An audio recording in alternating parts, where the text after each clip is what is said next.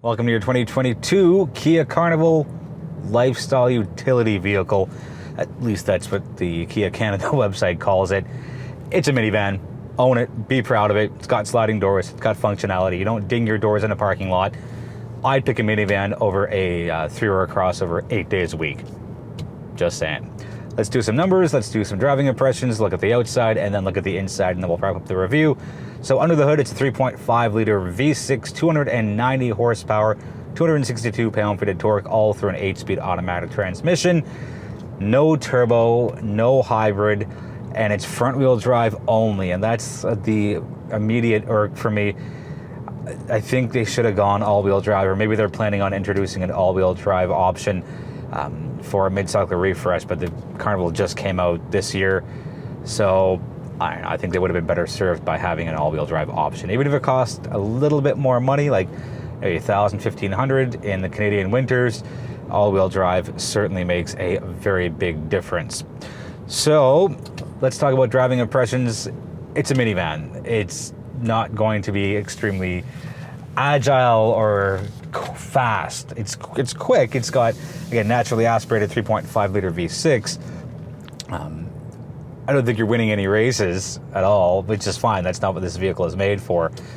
But a nice high seating position for the driver. It's a very quiet and serene ride. I will absolutely give Kia that. Lots of insulation here through the glass and through the entire body build here. So it's a very serene place for you to spend time. Again, whether it's you get your kids, friends, whatever it is. Very quiet, very comfortable ride. The Carnival does very well in the city, just eats up all the bumps. Cornering handling, slow down. You got a taller vehicle, you got a longer vehicle, there's going to be some body roll. And that's the case for any tall vehicle. So it's not specific to the Carnival that there'll be a little bit of body roll when you take turns, or if you're on the highway and you're doing that big 90-degree bank. If let's say you're heading westbound and then the highway banks down southward. So just take your time on corners, go a little slower than you would if you were in a sedan or something with a little lower center of gravity.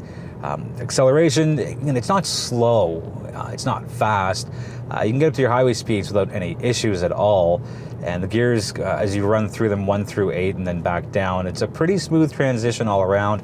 Not a lot of jerkiness, and the Carnival does really well, again, at providing a quiet and, more importantly, a smooth ride. You have different drive modes. You have, actually, I'll take a look at them right now. There's a button just to the bottom left of the gear shift, and your drive modes are as follows. Sport, Smart, Normal, and Eco. I've lived in Eco for most of my time with the Carnival. Yeah, I've dipped into to the other ones, but I think Eco is going to be the way to go. That give you a nice balanced ride. Yeah, I know Normal may get a little more responsiveness out of the gas pedal, but I'm a fan of saving fuel. Let's jump into fuel consumption. So it's a 72-liter tank of regular 87 octane. Fuel figures are in liters per 100 kilometers, 12.0 on city streets, 8.9 on the highway, and your blended total comes out to 10.6. Not too bad. Now, the Toyota Sienna, the new generation one, that's a hybrid, and it's only a hybrid, so that's gonna do better than anybody, than the Odyssey, than the gasoline Pacifica, because I know there's a hybrid Pacifica as well, and it'll do better than this. But every one of the four, technically 4.5, because the Grand Caravan's still around. We'll just call it 4.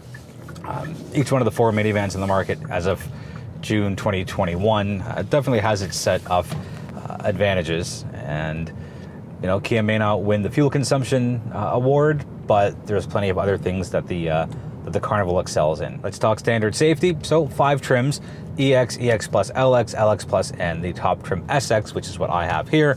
The standard safety includes lane keep assist, lane follow assist, driver attention warning, forward collision avoidance, and your automatic high beams. The higher up you go, the more you get. So top trim has blind spot monitoring. It's got the blind view monitor where you put your signal on to the left and you see what's in your driver's side mirror with the camera, driver's side camera, and the dashboard, same thing with the right side as well. And you get the 360 cam here in the top trim SX.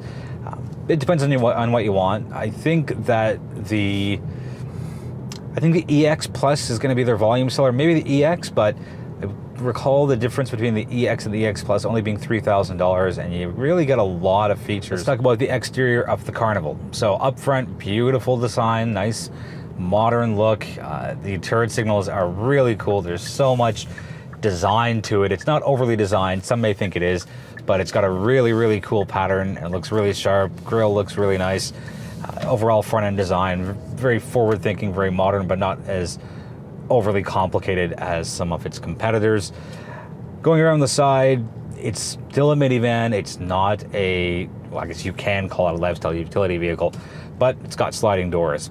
Now, the one irk I have with the side profile is if Kia's so intent on calling this, or not calling this a minivan and calling it a lifestyle utility vehicle, the easiest way to do that, at least for me, is to hide the rails which are on the rear quarter of the vehicle from the side profile.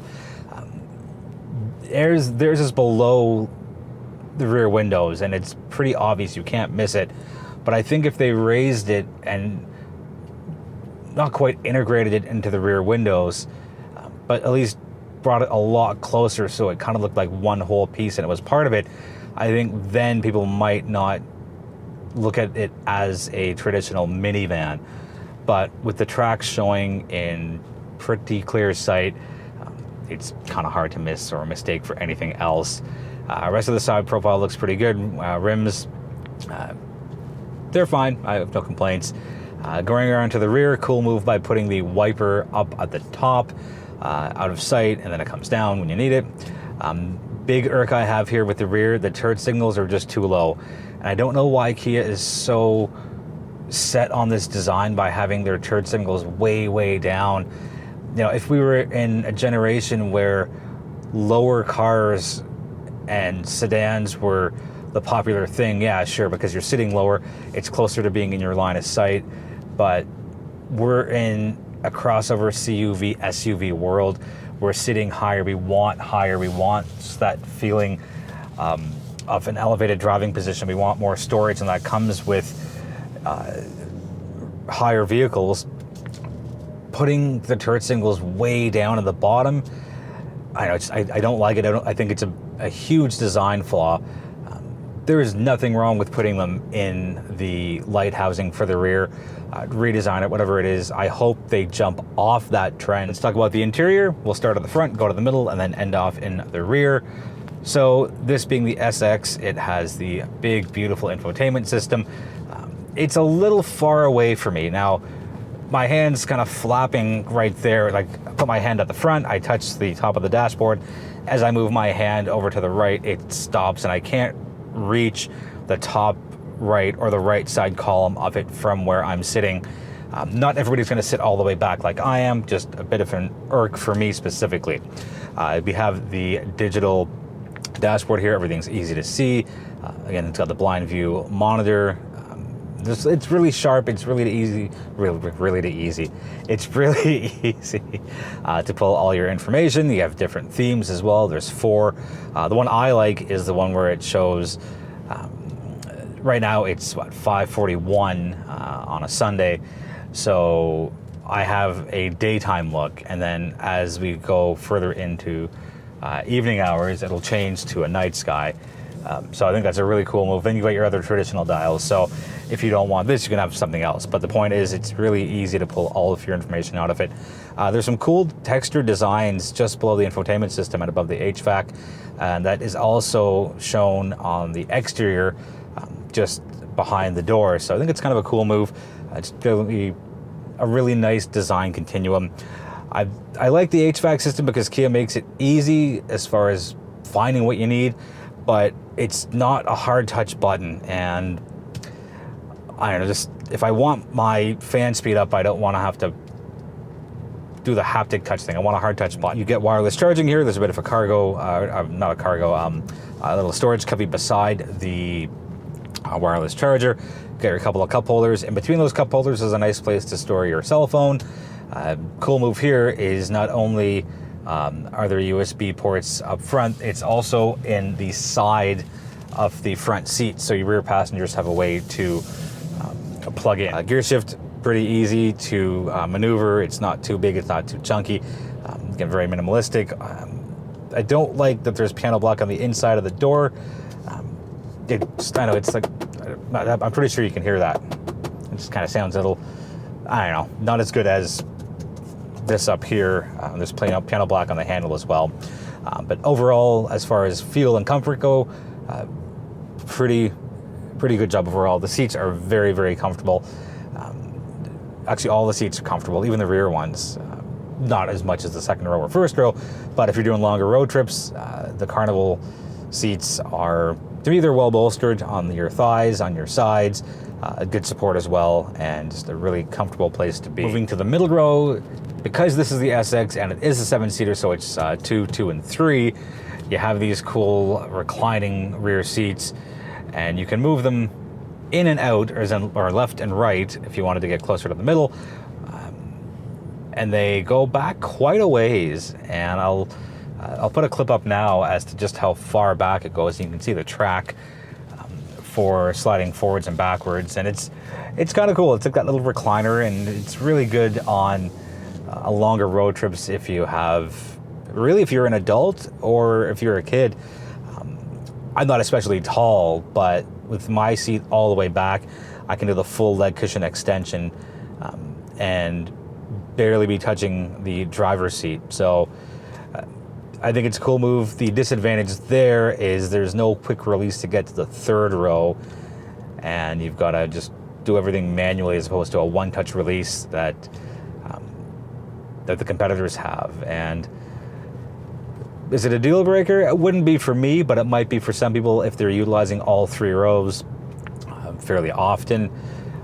Maybe they just look into not getting the SX, but getting one of the other 4 trims that has the 8-seater configuration, which is 2, 3, and 3. Going into the rear seats, the very rear seats, they're surprisingly comfortable. I wouldn't want to sit there for a, I don't know, let's say Toronto to Montreal road trip. I think I'd be okay for a Toronto or Mississauga to Niagara Falls trip. Maybe something 2 hours away, but just I don't think an adult would have the most comfortable experience being there for a few hours at a time. The perk here is, yes, there is a sunroof for your rear passengers, and yes, it slides. It's not just a fixed piece of glass, so full marks there. Thank you so much for watching, and feel free to subscribe if you haven't already. I really do appreciate the support, and feel free to tell somebody about the channel who you think might be interested in subscribing to what I do. Be well, be healthy, be safe, and I will see you in the next video.